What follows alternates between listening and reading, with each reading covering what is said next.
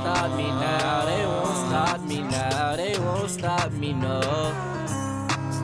They won't stop me now, they won't stop me now, they won't stop me, no.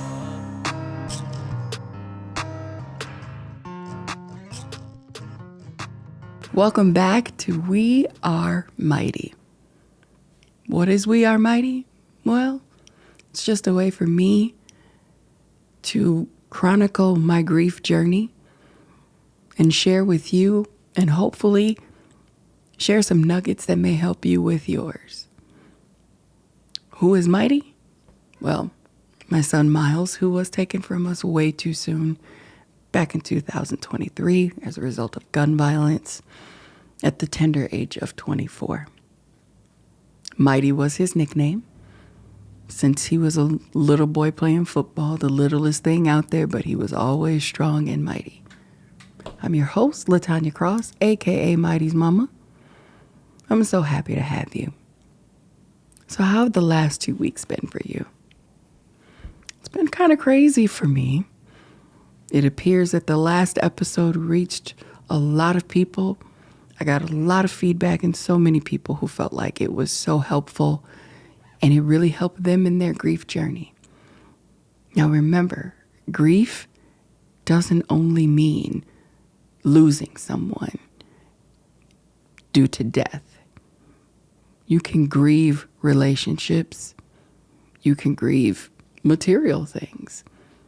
I had a mom speak to me who her son had a significant diagnosis, and it's difficult for her to navigate this diagnosis with her son.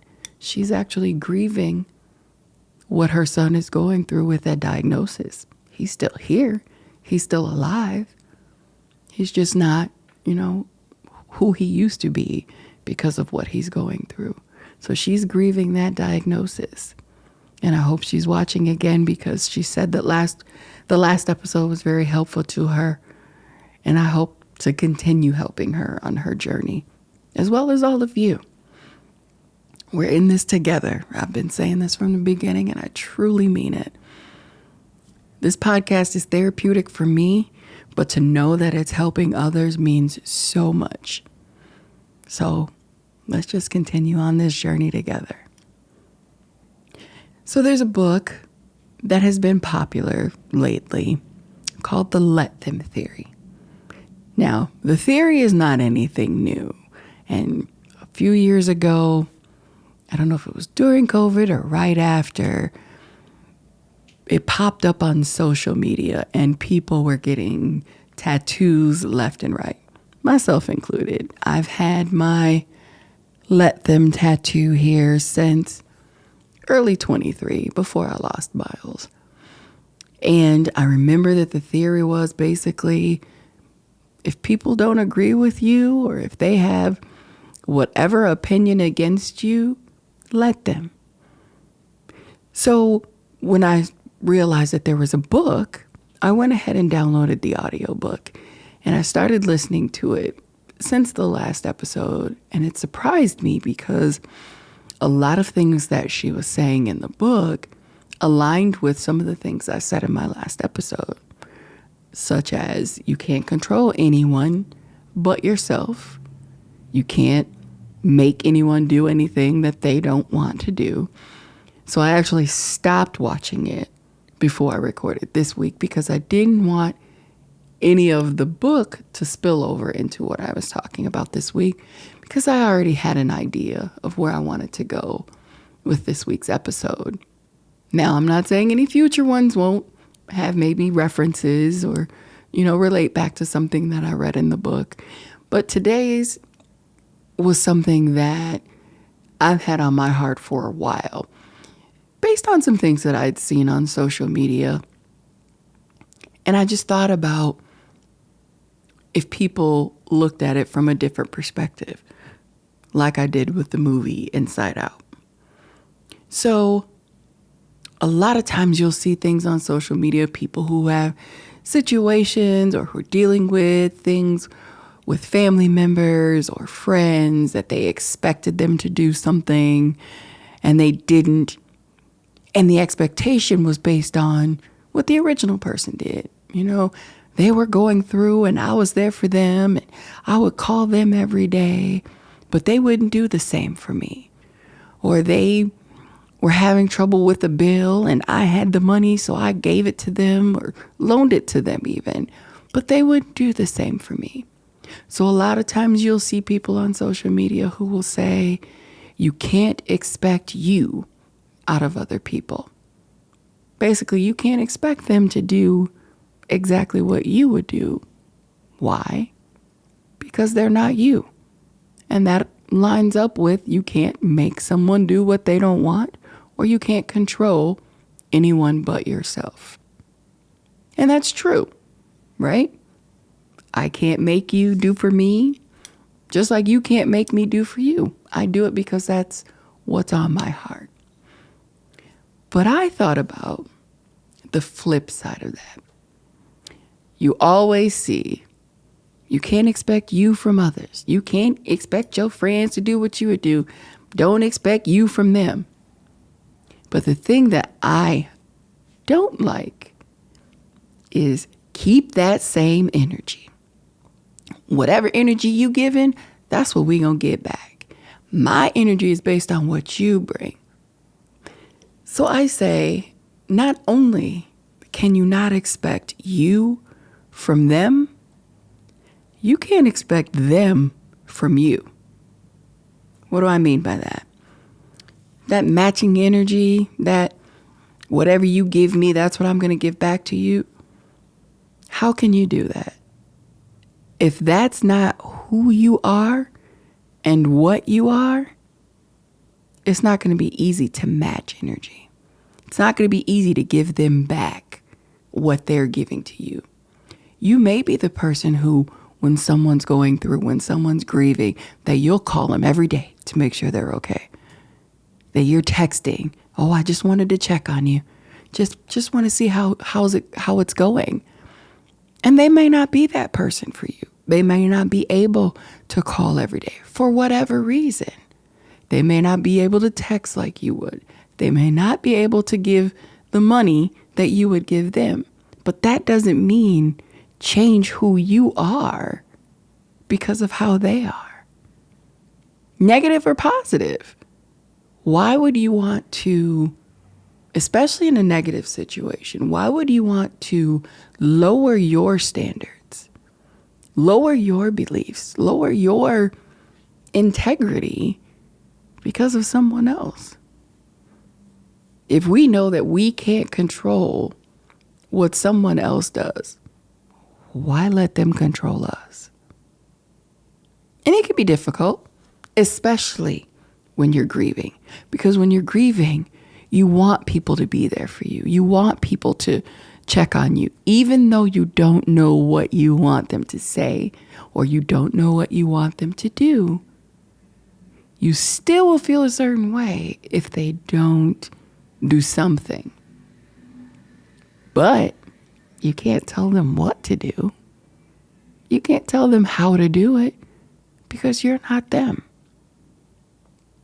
And I had to learn that on this grief journey with losing my son, because there were some people that I would tell, I don't know what I want. I don't know what to tell you. I don't know what to say, but at least they reached out. But there were some people that I would be like, well, so-and-so knows that I lost my son. Why aren't they checking on me? Why didn't they reach out?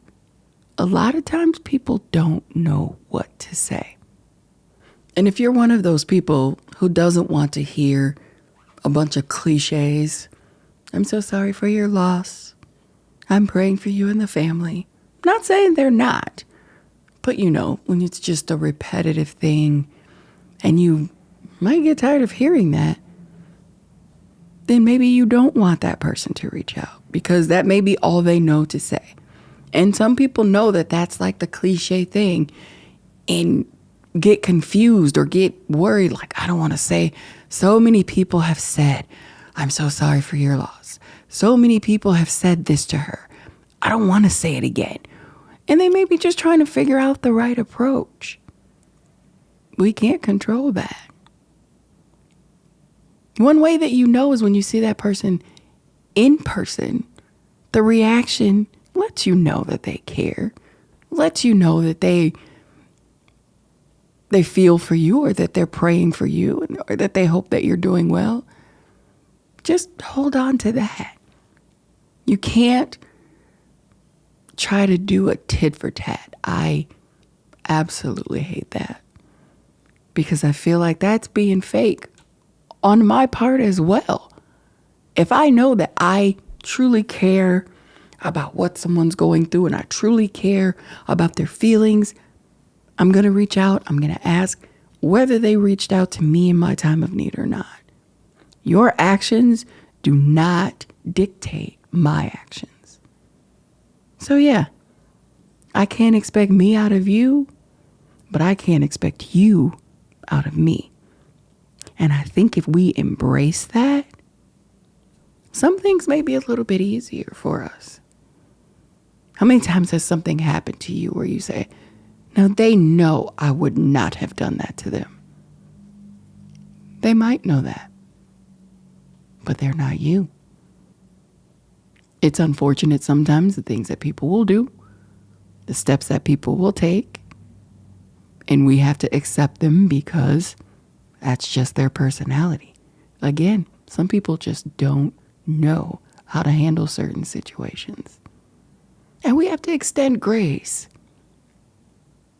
especially in periods of grief, especially when you lose a loved one. Because it's hard to try to be there for someone if you've lost someone as well. Because the worst thing you can do is try to compare grief. Oh, I'm so sorry you lost so-and-so. You know, I lost a family member not long ago, but it may not be the same. I remember my son and his girlfriend, I think I mentioned them before, that there was some confusion because he was grieving his brother and she was comparing it to her grief over her grandfather. Now, to her, she loved her grandfather more than anything. It's not the same as losing a sibling.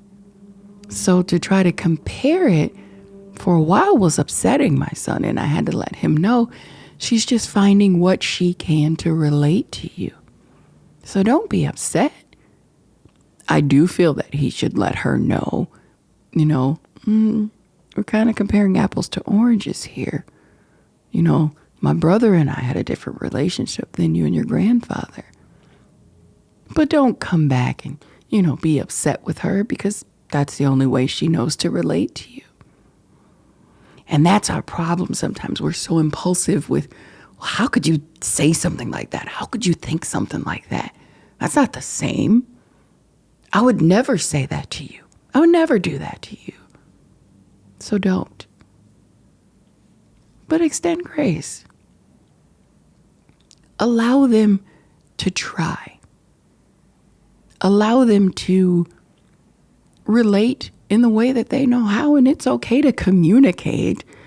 You kind of missed there. Maybe not in that way, but communicate that, that even if they say something that you feel is hurtful and they may not have known it, that didn't exactly help. That kind of hurt. People don't know that if you don't communicate it. And I think that's where we can be our own worst enemy, is not communicating to others how things they say and do make us feel. I'm very guilty of it. I will just hold it in and think, she knows she did. She knows what she said, and she knows how that made me feel. And she's wrong for that. And until she apologizes, I have nothing else to say to her. But then, when I finally decided in one of those situations to say to someone, I wasn't going to tell you this, but what you said to me on that day, that really upset me. It really hurt my feelings. And I literally was waiting for you to apologize. And then that person said to me, I didn't even realize that it hurt you. That's not what I meant. It's not what I was saying. I meant XYZ.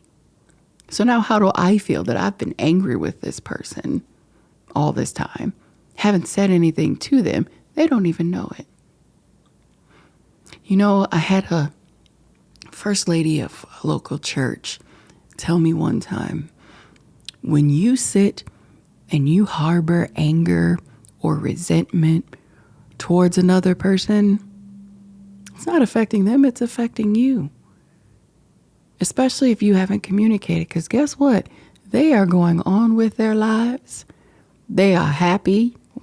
They are doing whatever they're doing day to day, and you are holding on to that feeling. That is taking up real estate in your life that could be filled with some other form of emotion, some other joy, something peaceful. They don't even know it.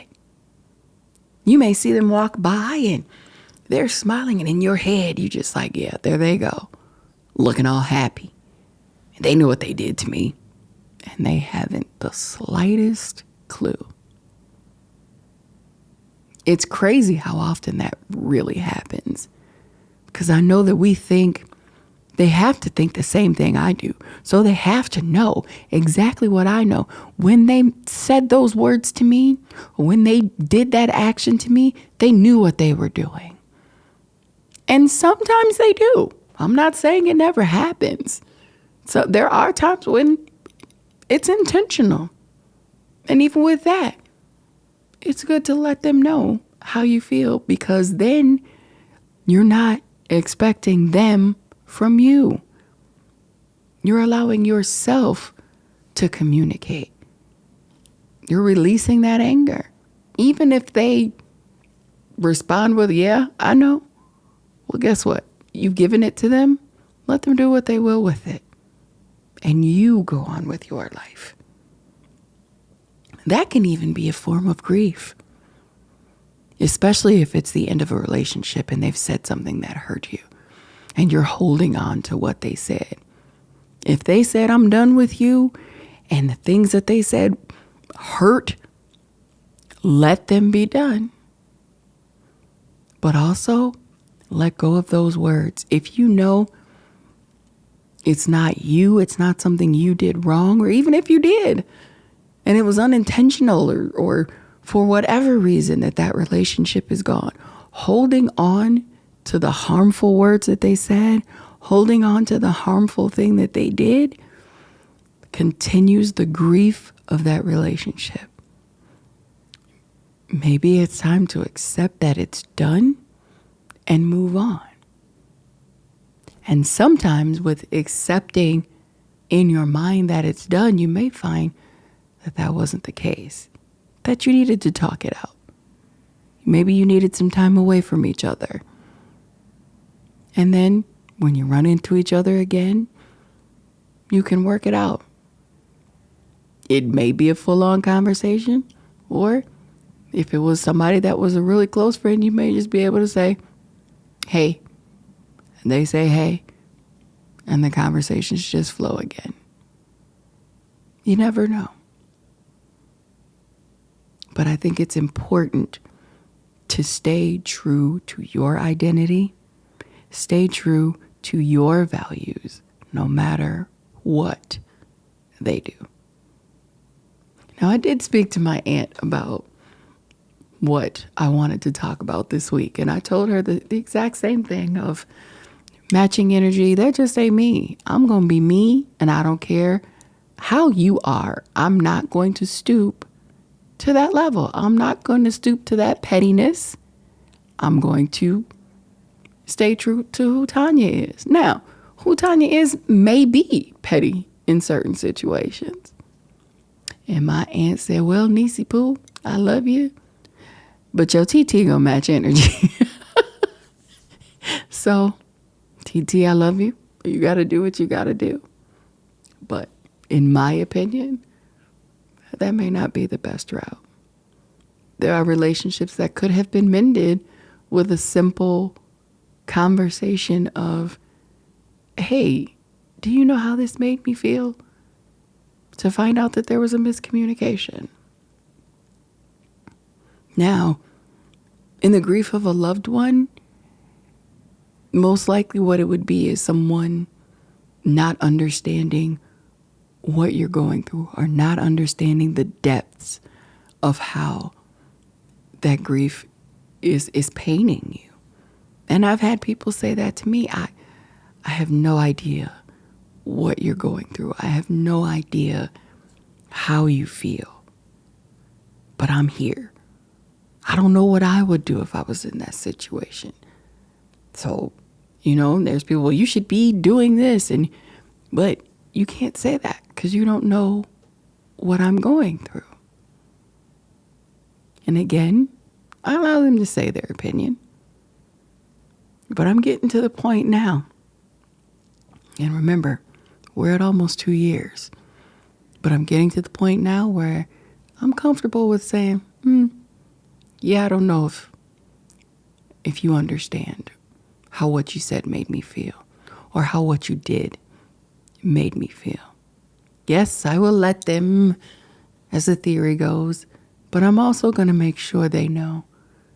Even if this is the last conversation that we have, I want you to understand how I feel. I want you to understand where I am. And then toodles. I don't think that's a bad approach.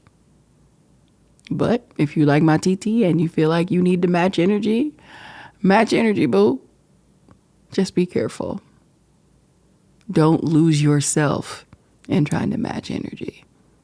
Don't step outside your body in trying to match energy with someone else because it's not worth it.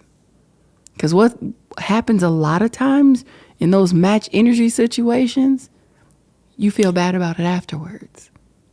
That wasn't me. I wouldn't normally say something like that. Now you're still harboring grief. This journey is crazy. Never ending, no matter the situation. And as I've been dealing with the loss of my son, I have just learned how much more grief I have dealt with going all the way back to the first grade. There's always been something. And it's just been a get over it, get past it. There's so much more you need to do. Why dwell on it? Why worry about it? But it's different when it's the grief of losing someone very, very close to you.